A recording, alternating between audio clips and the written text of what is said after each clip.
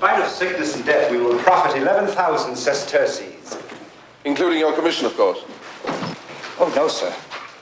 Without my commission. Can he come down from there unassisted? Come down, you. Come down.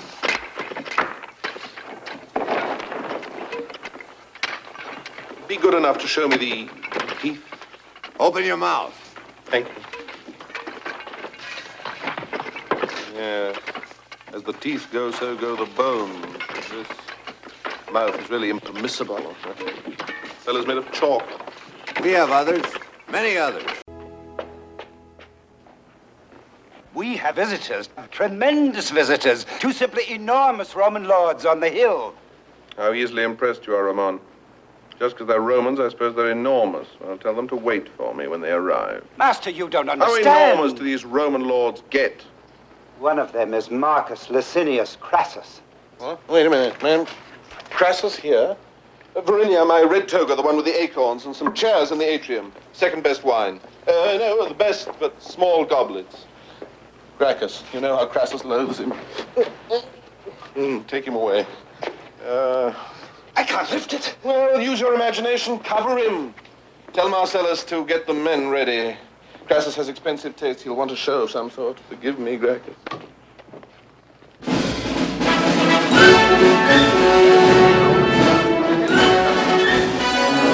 I don't know Rome as well as I know Capua. They're arresting everyone.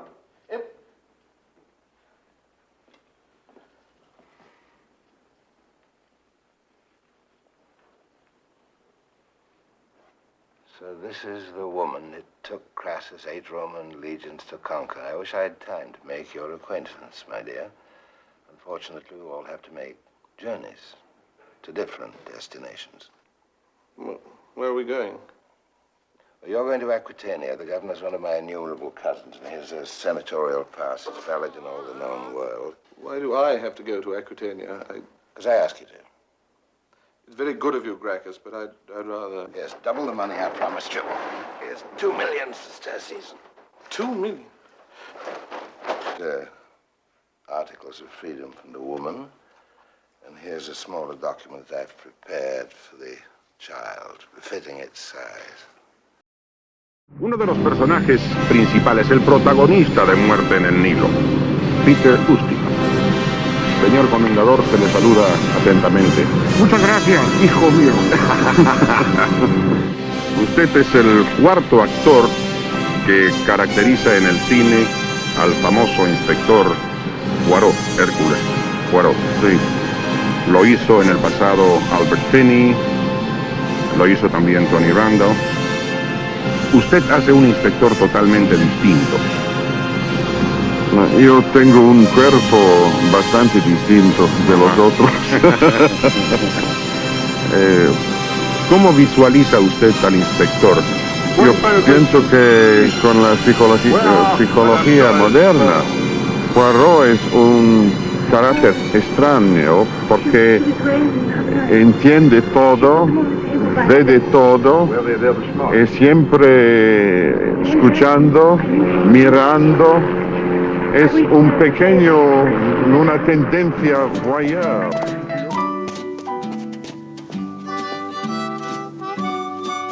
Colonel Reese!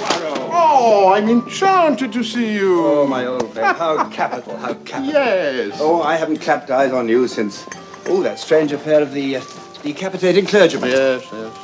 I still think you were a trifle lucky to find that cake knife up the chimney like that. Lucky?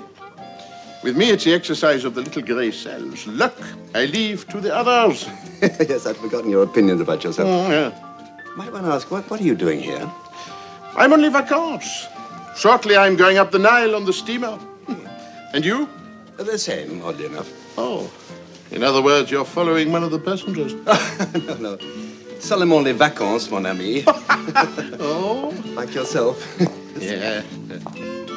But so difficult to tell. This, Thank you, monsieur. Oh.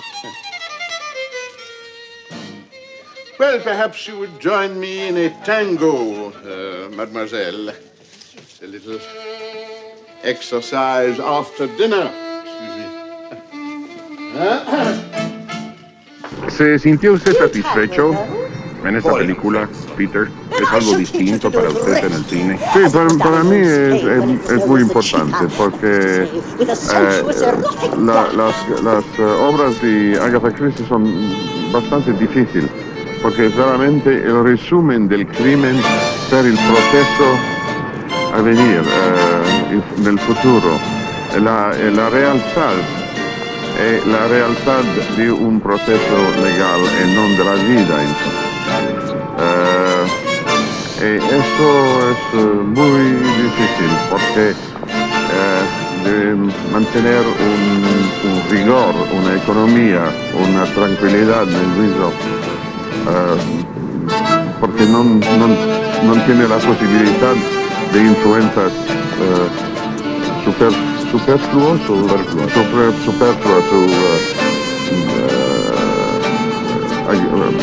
los pequeños cosas agradables de la vida. Parece usted recién graduado de la Academia de la Lengua, señor licenciado Ustinov. The book gives nothing at all to go on. I mean, it just says Poirot, he's a little man of comical appearance with immense black moustaches. What sort of figure do you see him as? A rather larger man with a rather solemn black moustache, well cultivated. Well, I don't take that very seriously because I read the portion of her own autobiography now where she talks about having conceived Poirot, and it was all done by a process of elimination. She wanted to have somebody as distinctive as Sherlock Holmes, but it couldn't be a tall, thin man, so it had to be a small, more orotund character, and she thought she'd make him French in order to get right out of Sherlock Holmes's hair, but then thought that was too obvious, and so made him Belgian, which is another compromise.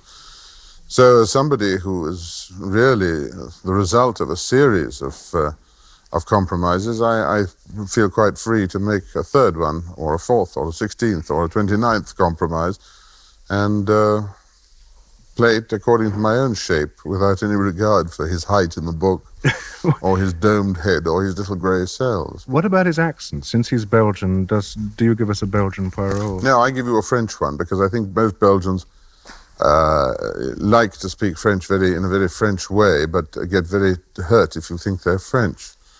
That's a complex which France produces on the Swiss as well, and on the Canadians, in fact. And I think he speaks French with the elegance which his moustache.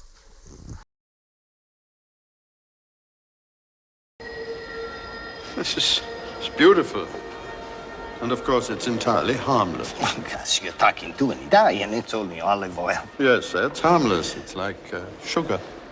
And yet, to a diabetic, sugar can be lethal. You see, the trouble is we don't know to what extent Lorenzo can metabolize fats. Yes, well, Gus, it's been 7 months since Lorenzo was diagnosed. Now he is silent. He's immobile. Augusto, I am a scientist, and I'm of absolutely no use to you whatever, unless I can maintain my objectivity. And I am not a scientist. I'm a father. And nobody can tell me what dressing I put on my kid's salad. Okay?